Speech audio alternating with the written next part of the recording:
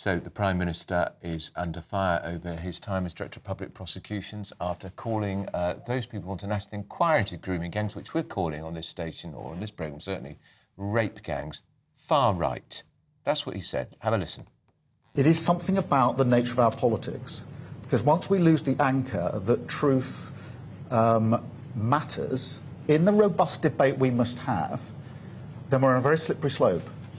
And when politicians, and I mean politicians, who sat in government for many years, are casual about honesty, decency, truth and the rule of law, calling for inquiries because they want to jump on a bandwagon of the far right. That was yesterday when Keir Starmer was talking about the NHS and he got asked a question on that. That was his opportunity to just categorically, outright condemn that rape abuse by predominantly Pakistani Muslim men in the northern towns of the UK. And he didn't. Yet again, he started to talk about the people who were calling for an inquiry and just lazily writing everybody off as far right. Well, the Home Secretary said also yesterday that she's going to introduce harsher sentences for groomers, as well as announcing a new victims and survivors panel to advise ministers. Does that feel a little bit too little, too late? Well, let's talk to GBNews reporter Charlie Peters, who started this all off with his revelations about what's been happening in Oldham. Charlie, morning to you.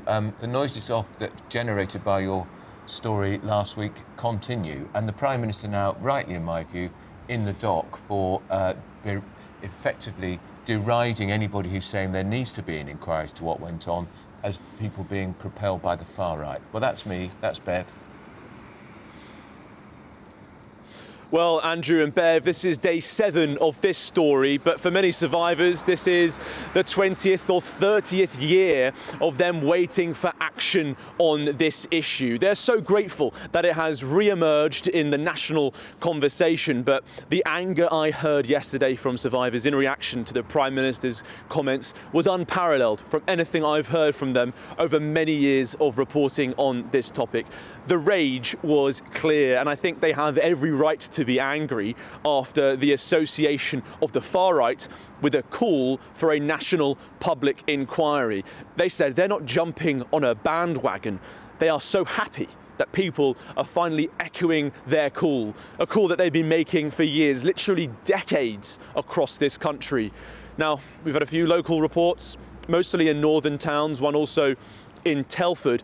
But many survivors and campaigners have pointed to the fact that this is a national scandal. This crisis stretches all the way from Bristol and Banbury and Aylesbury, all the way up, and Oxford as well, all the way up to Glasgow, where there have been very credible reports of on-street grooming gangs and also sufficient evidence of trafficking between many of these towns. Now, the government, not only has it made that announcement yesterday of those 3 new measures they're going to bring in, that's the Home Secretary, Yvette Cooper, making that emergency statement in the House, but they're also sticking by this line that the independent inquiry to child sexual abuse in 2022 is all that we need. We've already had a national inquiry. But GBNews has pointed out that this scandal has covered at least 50 different towns and cities. The ICSA report only looked at 6 areas. None of the areas they assessed contained these grooming gangs. They checked in Warwickshire, but they did not check in a single northern mill town. That's why there is so much anger from survivors and campaigners I've been speaking to today. Some are saying that they need more local reports, but there is now momentum behind this call for a national public inquiry. All right, Charlie, that's Charlie Peters, who broke this story here on GB News 7 days ago. Let's talk to political commentator Sunil Sharma. Sunil Sharma, morning to you. The Prime Minister, if he was trying to turn this on its head, to try and he was trying to hit back at Elon Musk, he's just botched it again, hasn't he? Because what he's done is, in my view, he's insulted hundreds of thousands of people, probably millions actually, who are outraged by what happened to those white girls, raped predominantly by Pakistani heritage men, and don't feel there's been sufficient analysis of why it happened. And the fact is, people are saying it's still happening. Yeah, for sure. It seems very similar to what he did following Southport riots, where he labelled anyone that was remotely worried about the impacts of mass migration. As far right, he's done the exact same thing on this one. But I'd argue this one's even worse because I don't think there's anyone that could argue that what's happened is pretty sick and disgusting. And I think what's a real shame is he could have had used it as a brilliant opportunity to really almost as a cause to unite the country. I think most people, regardless right, left, would be in the view of that what's happened is sick and horrible, and now's an opportunity to correct some really, really bad mistakes. But I think that, there's a lot of talk on national inquiry, and I definitely think there should be a national inquiry, but I think a lot more needs to happen. A big problem with a lot of these national inquiries, they take a significant amount of time. They can, on average, it's around 2 years. I don't think 2 years is enough.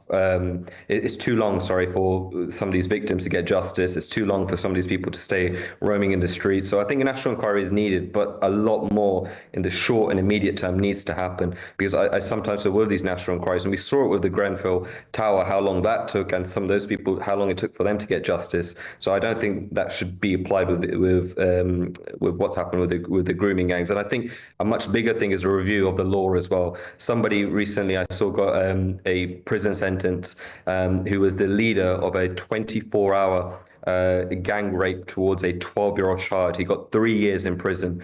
And there's people in this country who are getting longer sentences for posting something on Facebook. So I think a general review of the legal system of this really needs to be looked at. Sunil, I keep thinking in the last week, I'm wondering about the mindset of the police and the counsellors and the care home workers at the time when these offences were taking place, and why they were so frightened of upsetting the Muslim community. It's actually 10 years today since the Charlie Hebdo attack, if you remember, against the newspaper in France for publishing a cartoon of the Prophet Muhammad.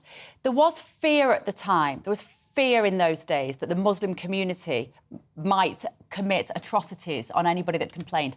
Has that changed, do you think?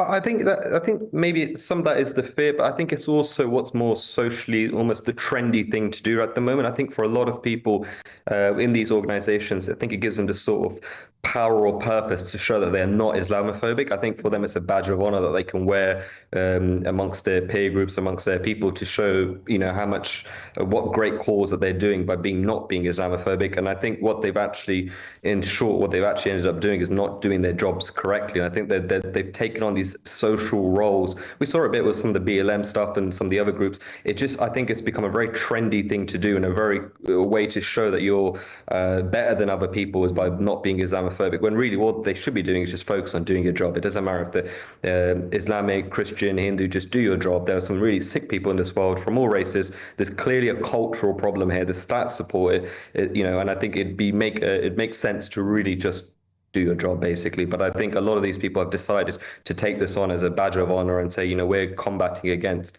Islamophobia. We're really good people. We're morally righteous, and therefore you bigots stay out of it. And I think it's a really dangerous way of behaving and acting. The irony of that, hey? Political commentator Sunil Sharma there. Thank you so much for joining us this morning. A government spokesperson from the Home Office has issued this statement.